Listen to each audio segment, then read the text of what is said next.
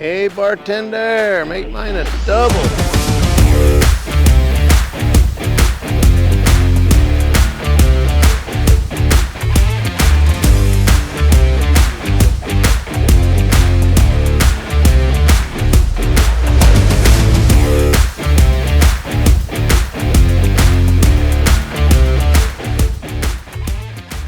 My name is Steve Gill. I own the Rainbow Lodge, the Enchanted Hideaway Lodge, and Resolution Guide Service. I've been guiding on the San Juan. I've completed 26 seasons. This is season number 27. Oh. Sounds like you're going to need a season number 28 if you're going to set the hook like that. If I'm going to set the hook that hard, knock them into next week and next year. You don't want that fish anyway. You're very cheap. Anyway, been guiding a long time. I've owned the lodge, the Rainbow, for 17 years, and let's see, the Enchanted Hideaway, I've owned it for 11. Born and raised in Four Corners area of New Mexico, not too far from here. Been fishing the San Juan since I was a teenager. I love this place. It's just a lot of fun. It's all, always part of my heart. Being out here is my favorite thing in the whole world to do. All right, this is going to be my a tough one James. To follow with my measly decade of guiding. Yeah, okay, James, you're rolling. All right, my name is James Garrettson. I'm 78 light years young, from the third ring of Saturn. But I'm really kind of a timeless guy. But no, I'm 34 years old. Been guiding, closing in a decade on the San Juan.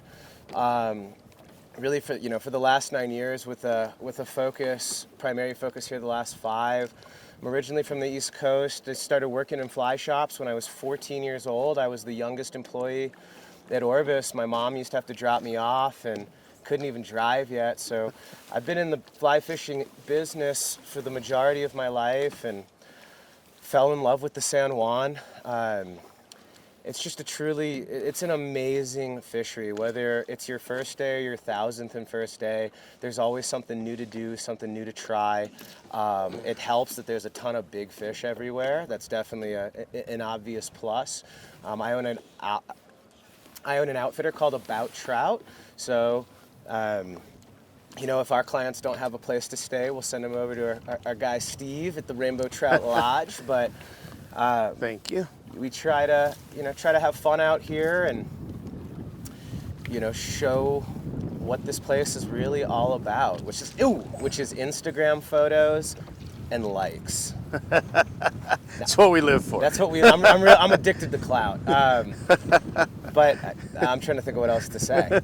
So right now, there's kind of a combination of bugs coming off. We're noticing that there's Baetis, blue-winged olives, little mayflies, and we have midges. I'm watching these fish roll, so that tells me that these fish are higher in the column. When you're midge fishing, column is everything. These fish on this river, it's an absolute buffet. So these fish become notoriously column locked. So I had a rig on from when I was guiding the other day, and it was way too heavy, way too long. So what I did is I downsized. When I like to bug fish, we're fishing a slightly lighter weight, but I like to fish the smallest indicator I can get away with. So this is a newer product from Oros. This is their little Oreo. I like it, it's sensitive, and I can adjust it. So I'm gonna lock this down. And I'm just over 3 feet with a little weight. We're gonna try this 6 and I'll drop it down. But to compensate for the wind, I went a little heavier. If you go too heavy sometimes on those bug rigs, you can get under the fish. I'm a big believer, I don't know how you feel, Steve. If they're buggy, I'd rather be over them because the trout are more apt to tilt their head up to eat than go down. These trout are intercepting these fish, or intercepting these mayfly, or intercepting intercepting emerging mayflies and pupating midges. You idiot. Just had one try to eat the indicator. Yeah. I got moss. I've been mossed and slimed. So with midging, you know, I'd rather err on the side of too light and too shallow versus too deep and too heavy.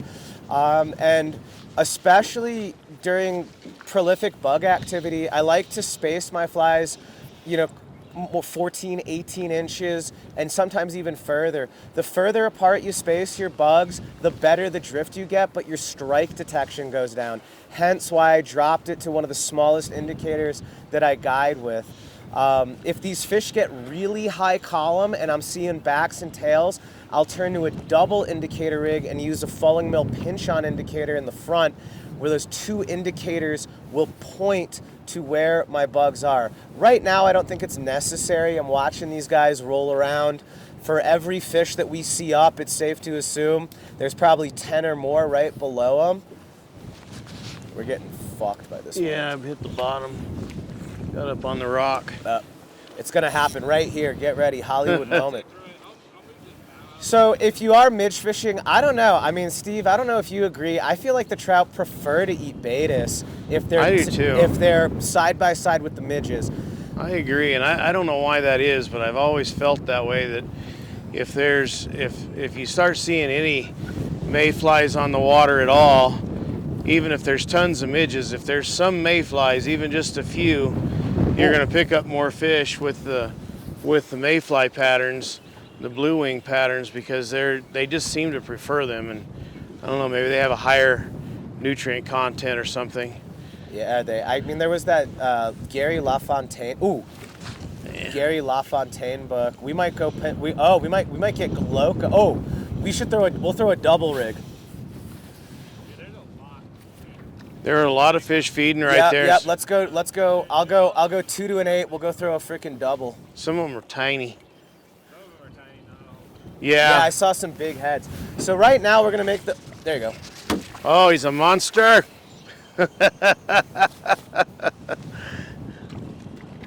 He's big for his size. The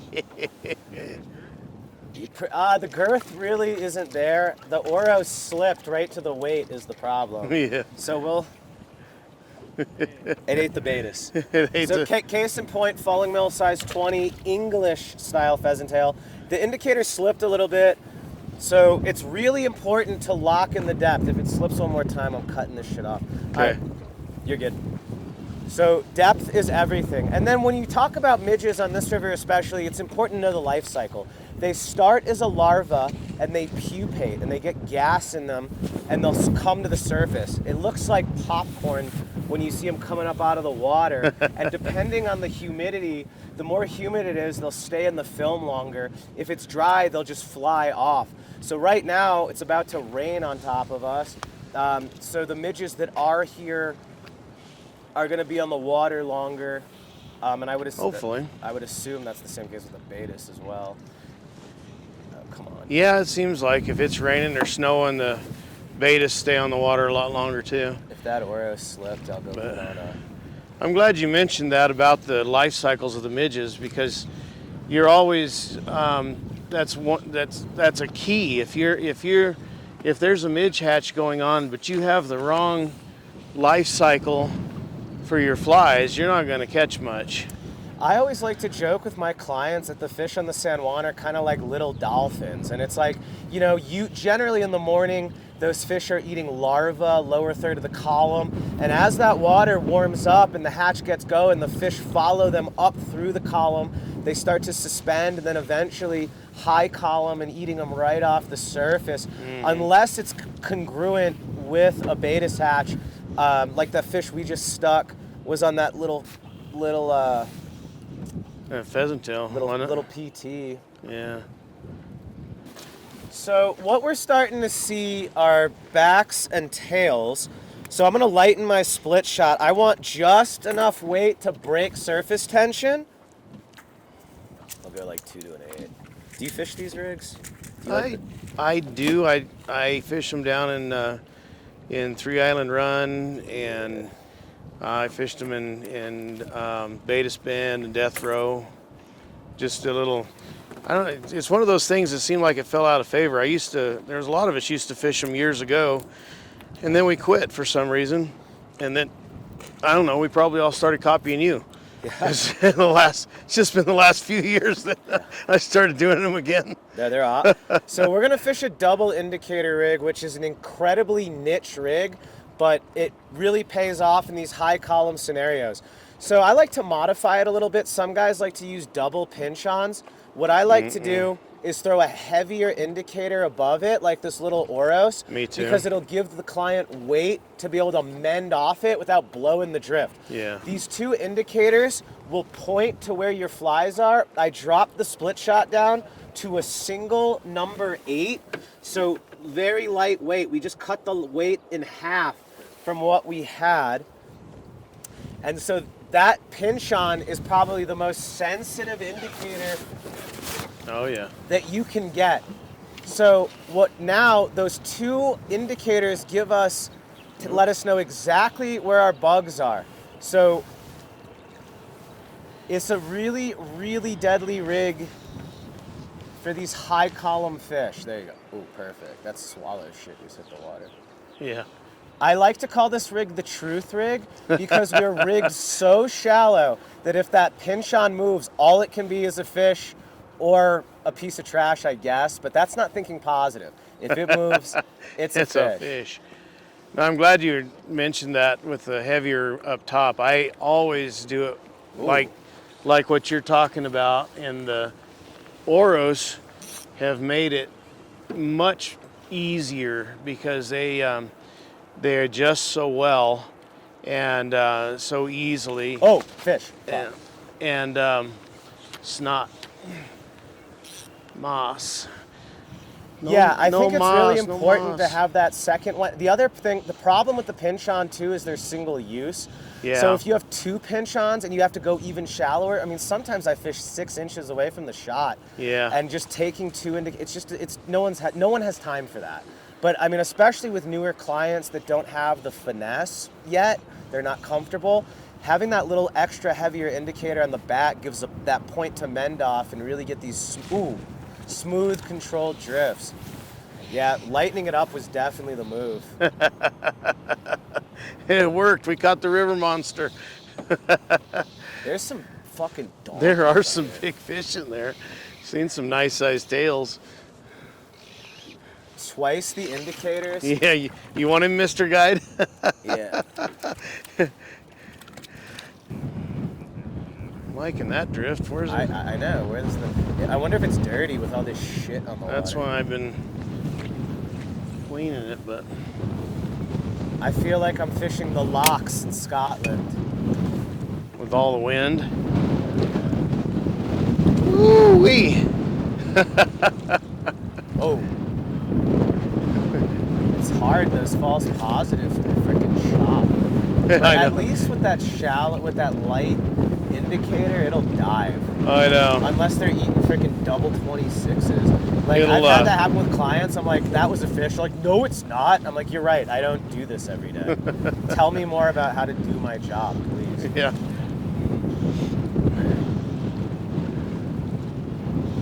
All right, 300 fish. Let's get it. Yeah.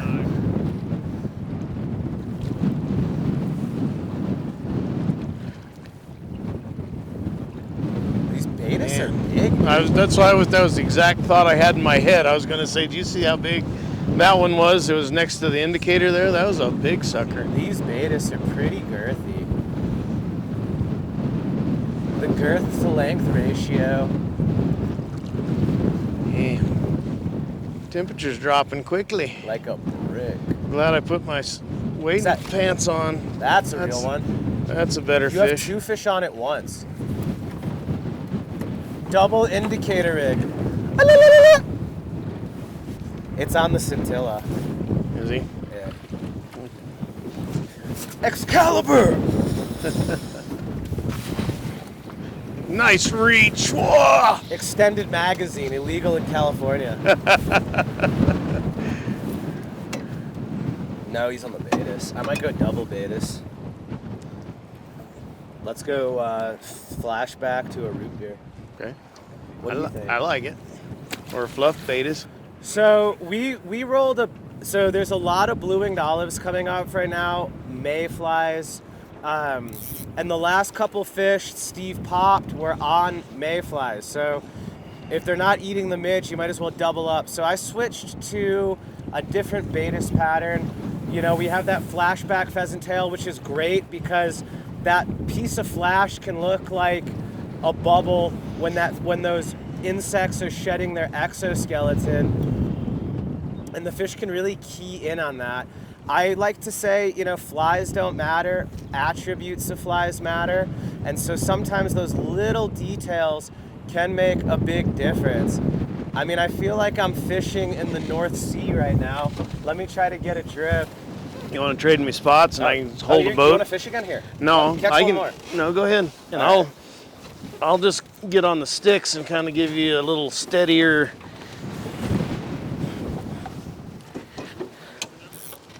I don't know. I mean, it's like 50-mile-an-hour winds, 800 miles. That's why Steve and I go to Anytime Fitness to get ready for these absolutely... Get in shape for spring wind.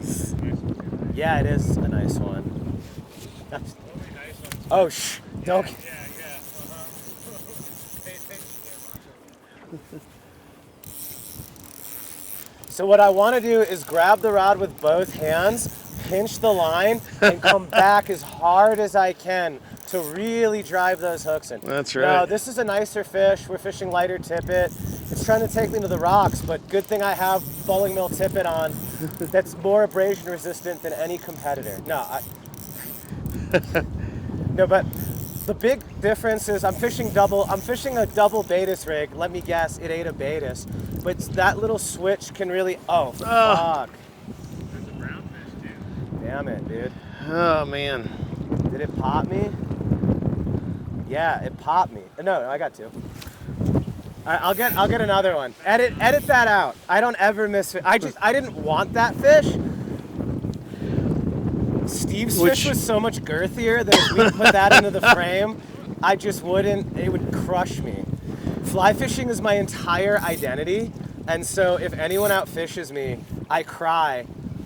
That was nice. That's a good one. That's a good fish. That was a nice pickup too. Yeah, that was right on the... So that fish ate it right on the swing.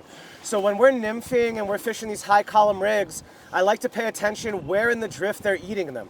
Are they eating them early in the drift as the flies are dropping? Are they eating them in the middle of the drift when we come to depth? Or are they eating it at the end as it swings to simulate the emerging mayflies? Yeah. There we are. I bet it ate a Look at Baetis. that. I bet it did too. It ate probably my favorite Baetis for this river, the Falling Mill English style. Not that I don't love America and the American style, obviously #1 country in the world, but the Falling Mill Baetis, that English style, has a slimmer profile, slimmer abdomen, slimmer thorax, and I do believe it makes a difference. Here you go, Steve.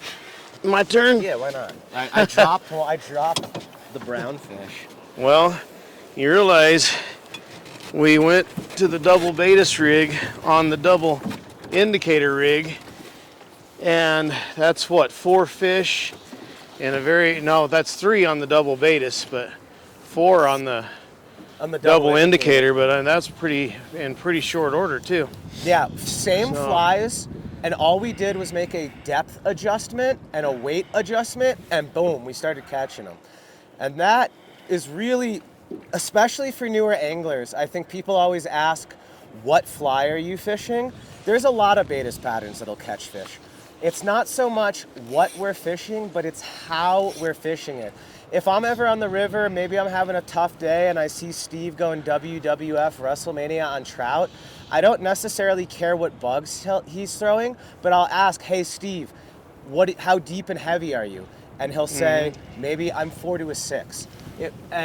Which means 4 feet from the indicator and is the first number, and the second number is the size of the shot he's using. And as you just saw, those micro adjustments become big things. These fish are so column locked right now that they're not gonna move. They don't have to. There's hundreds of bugs in front of us. So really matching the column versus matching the hatch is what's more important here. Absolutely. It's almost better to fish the wrong flies in the right way. Well, I'm trying to remember who I said this to recently, but I said you can, on the San Juan, you can catch fish on the wrong fly if you have the right drift, but you'll almost never catch a fish, even on the right fly, with a poor drift. So you need to have your depth, and you need to have swing. yeah, you need to have your depth right, your weight right, and you need to. I was gonna reel him, but I don't have to. You're gonna. If only we had a Take a Galvin slip. reel to put the brakes on. I would say the only time you don't have to worry about your flies is with falling mill. Always a 10, guaranteed fish, or your money back. Should we chase this? I don't know. You think we? Yeah, let's chase it. I That's may a big have. fish. I wonder if I fouled him. When I Yeah, was- now you didn't follow him. It ate with its alternative mouth. South mouth. The south Ate with the south mouth. It boofed the fly. One time I told my clients when they hooked the fish in the ass, I was like, it's crazy. There's so much food in the wand. The fish will stick their cloaca in the ground and suck up midge larvae. He's like, really? I'm like, no. That's funny. You gotta, like, He's off. is he? Yeah. No, he's not. He may be. You gotta keep believing, Steve. I Don't gotta stop keep believing. He just must have turned it at me real quick because I was like, nope, he's I gone. wonder if a giant brown fucking grabbed it.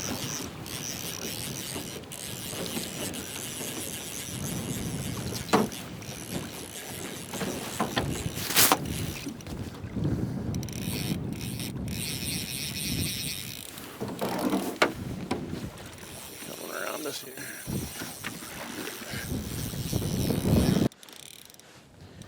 I mean, is this just a girth monster? No, I don't think so.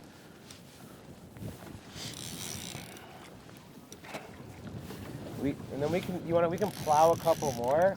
Like, I'm not gonna lie, I want to avenge that brown trout that I.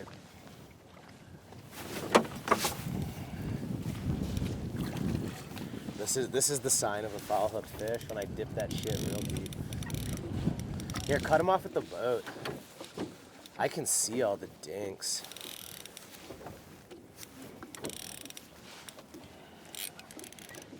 Oh no, that's it. I can't tell, Steve. I can't either. I can't tell.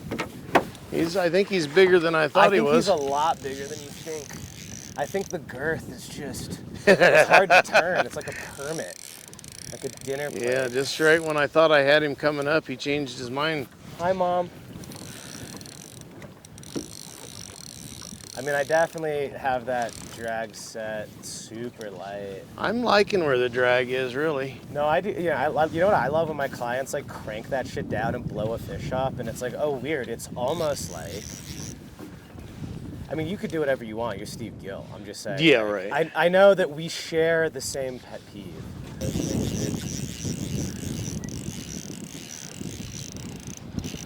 I think he is. Here he comes. Oh, he rolled because you hooked him fair off the rip. Well, that may have been that thump I felt. Yep, I don't know. yeah. Over there when we thought we dropped him, that's a big fish. He's a good sized fish, though. He may have it wrapped around him, too. He does.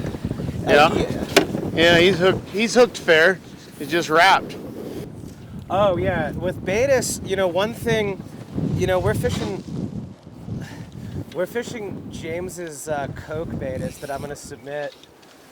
I'm kidding. One of the Baetis patterns we switched to has kind of an amber glass bead in the front. And if you look at the adults, they have these big amber eyes, at least on this river. And those little things, it's just another thing for those fish to fixate on. And just thinking about some of those attributes on the smaller bugs that really pop out. You know, the gills on a midge pupa, or the wing case on a midge pupa, the gills on the segmentation on a midge larva, the gas bubble on a midge pupa. Those little details can really serve as trigger points, and sometimes throwing something wild, unmatching the hatch, still keeping it in the same column is crucial, but throwing something radically different than what they're seeing, you can trigger and eat as well. But we're fishing, each of us have one flashback pheasant tail on and one more muted Baetis pattern. I rarely like to throw two really loud patterns, and I think sometimes with a louder bug or a louder fly, it can pull fish into the rig and then they eat the natural. I try to talk to trout, but I've never had them talk back. Yeah, they never answer. Hey trout, it's me, James. Do you think of me? I usually, when I'm fishing a double Baetis rig, I almost always have one darker colored one, like a chocolate, and then a gray. And I'll usually put the chocolate up high and then the gray down below. That's a great point, because I don't know if you've heard the same thing, but I've heard when Baetis molt, they get a darker brow when the right? Baetis nymph starts to grow, and they shed that exoskeleton, they're dark brown. Oh, okay. I've never heard that. Here, look, I'm trying to think. I could anchor. Are you good? What's the matter? Should I re-anchor? Did we move or what? Yeah, just keep doing your thing. I'm gonna troll. I'm just gonna put the anchor on the other side of the drop, so Okay. when it does kick you out,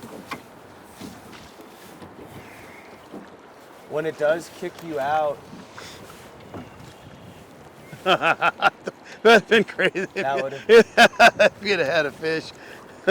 I've done. You know who does that a lot is Chris Gallegos. I'll watch him throw a second rod and rest it, drop and stop.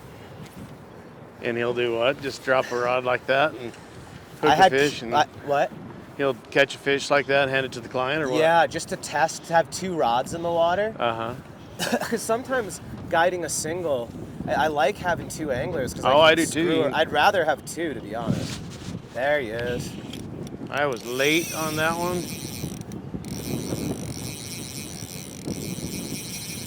This one's probably for sure foul hook, because I was way late. Everything you just said isn't even in my vocabulary. I don't even know what fouled is, Steve. They're all trophies. They're all trophies. They're all fair. They're all caught. I don't know if he's gonna be. Steve, it's a blood sport. You are Steve Van Dam. Yeah, I was. I wonder There if was my some split little shot- waves came by, and when I looked, I was like, I didn't see my indicator. I wonder if my split shot came off. And I was like,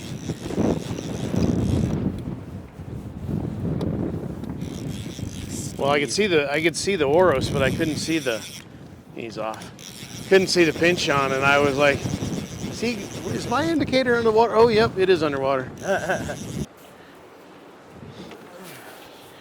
And we were talking about flies earlier and changing technology and all that sort of stuff, and Yeah. made me think of something funny. And then you were talking about your grandpa. My granddad always tied his own flies, Yeah. but he only tied woolly boogers. Yeah. He tied woolly boogers in 3 colors and 2 sizes.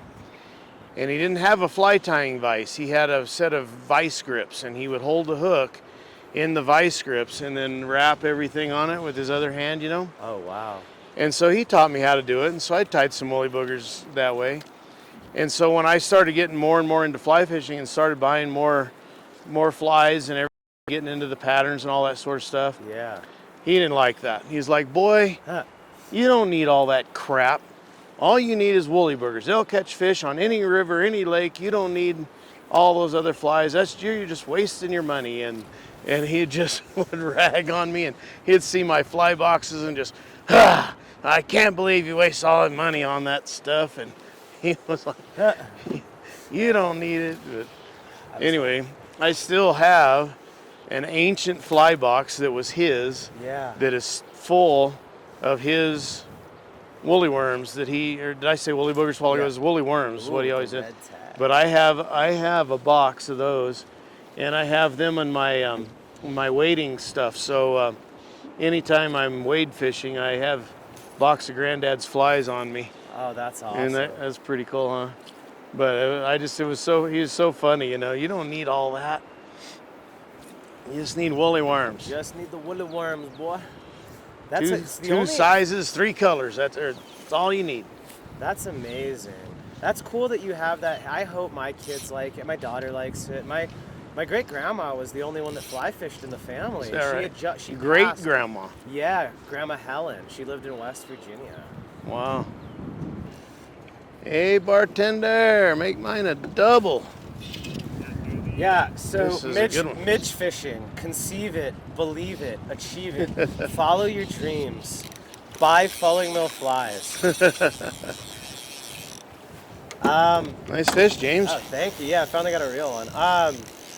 But yeah, thanks so much for hanging out, talking about bugs, talking about the San Juan, and hopefully this will make everything a little easier for you if you come see Steve or come see us at About Trout.